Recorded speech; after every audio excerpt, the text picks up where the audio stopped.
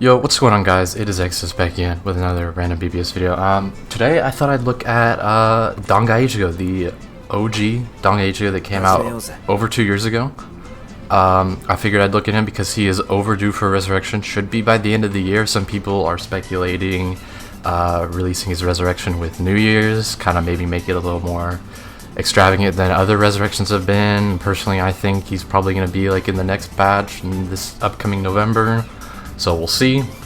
But before that, I figured we'd take a look at how he is now, what they could do to make his resurrection good. And yeah, so let's go into it. So, I mean, his stats and skills are kind of outdated. I mean, as they are, being a character over 2 years old. Notable things, his base attack is 740, which is very high for how old of a character he is. And then he also has a berserker of 50%. And then bombardment, so he's definitely a very hybrid-esque unit. So I'm hoping that with his resurrection, they definitely keep on that. Maybe give him like a bruiser of 50%, and then maybe tone down the berserker and give him frenzy. You throw in that havoc, with the new havoc meta. Who knows? Anyways, so I mean, mine, as you've been seeing, 5 out of 5. I have the extra stat on him. I've been working on his Transcendence. I have him 777, so like I'll go that extra mile if his resurrection is like holy shit good. But what I've got raw on him right now is a hybrid build, so to speak. I mean, obviously he has a focus on attack, given that I've got the wooden sword and the bait with attack on them. But then I've got the Tenshin tie with 30 attack, so I'm not wasting any of his SP on a Chappie. As you can see, he does have more SP than a character without any Transcendence levels would that's released nowadays, so that is definitely something to note. His strong attacks, I mean, the only one I have a problem with still nowadays is just his first strong attack. His second and third, honestly, I think have aged very well. They don't usually do any kind of strong attack changes with these resurrection characters, but if they did, it'd be cool if they kind of maybe did something different with his first strong attack. We'll see. So, just to show you his links, by the way, I didn't show those. I'm just using SAR 14, SAR 12, and then Sengetsu link. So now that we've kind of talked about stats and all that, I'm going to go ahead and take him into IZ, which happens to be up today. Like I've mentioned, he does not have a very good killer, which is something that I wish they would change, but it's very, very, very unlikely. As an Espada killer is not very much a PvE killer. But with this build that I've got on him, he should do fairly well at maintaining the ability to kill enemies, as he does have, as they get hit, as he is able to perform strong attacks alongside of his NAD, and with his SAR coming up, he should be able to keep stuff away from him.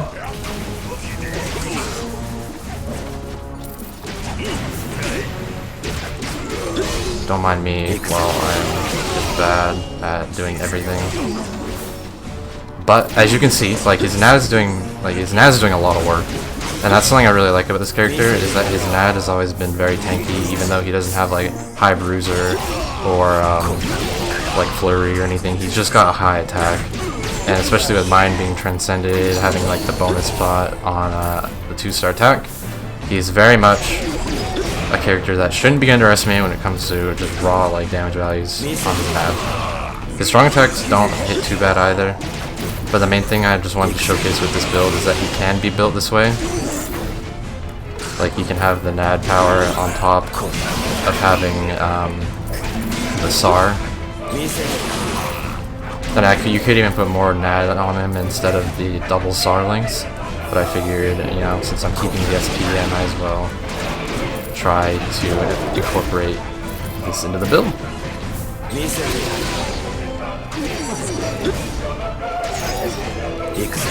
One of the things I do like a lot about this character, and the reason why I think he will perform very well as a resurrection, is just the fact that the way they made this character, and the fact that he's like 2 years old, but he still has very, very, very good attack speeds. Like, you can see his NAD. Look at all those hit, like 1, 2, 3, 4, 5, 6, like 6 or 7 hits in just a matter of like a couple seconds. The only thing that's slow about him is his first, Well, his first and his third isn't the fastest. I will admit that. His second, I really like a lot. It just goes right off. You don't have to worry about it. His third is a little slow, but it does get in a lot of hits, as you can see. I'm gonna grab some more health. But look at the magnification on his second is just very insane for this time, in my opinion. And oof, that was actually very nice. The fact that it just hit multi-wave. Let's see if I even killed him. It is kind of slow, with some of his attacks, but for other characters of the time, they are very slow. So now let's see if he can nuke.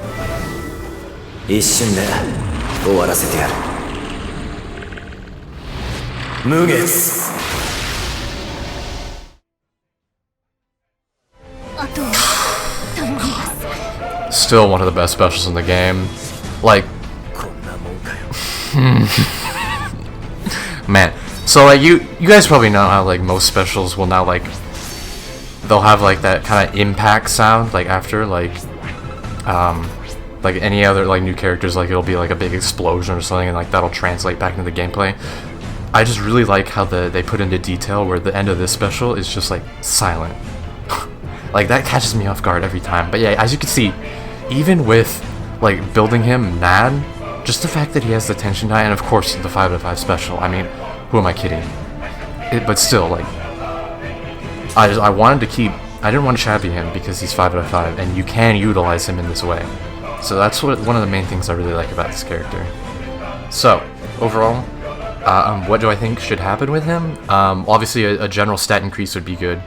Going from 740 base SP to 760, 770, I think is the trend that usually happens with an increase in attack, 40 or so. 30 or 40 is what they've tended to do. If I go ahead and take a look real quick, if we go to one of the most recently, I can just sort by resurrect. So if we go ahead and look at, for example, this Heineko. This is pre-resurrection. She has 573 and 660 SP and attack respectively. And if I go ahead and go, so 573, 660, 661, 714. So that was actually a larger increase, maybe just because she had lower stats. But about 40 or 50 increase in the attack is what I noticed there. So I feel that's going to be about what Dangai gets with his resurrection treatment, I would hope. But with Transcendence, the base stats don't matter too much nowadays. The main thing is skills, and then his killer is still kind of his pitfall because it's a spotted, so you're not getting that PvE constant killer. You're just being able to melt bosses, which is part of the nice thing about this build, at least, is that you can still nuke while having the increase in NAD. So overall, I just think, like I mentioned, it'd be cool if you got Frenzy or Flurry and then the alternative boost in Berserker or Bruiser, because if you're not keeping the hybrid essence of this character, then he's kind of falling flat, because that's the whole the new Mugetsu Dangai Ichigo is just a SP powerhouse, and so we don't need this one to turn into that, but we also don't really need any kind of Flurry PvE killer, because we've got Chad. We just don't need. I mean, he could turn into that, cool and all, but I don't really see that happening. What I hope and see as most likely being the case is making him into a big hybrid character. That is basically it. I will honestly want to make a follow-up, and that is the plan. Make a follow-up of when he gets resurrected, see what changes, see how he performs, if it's any better. Hopefully it's better. So yeah, short video hopefully, and thank you guys for watching.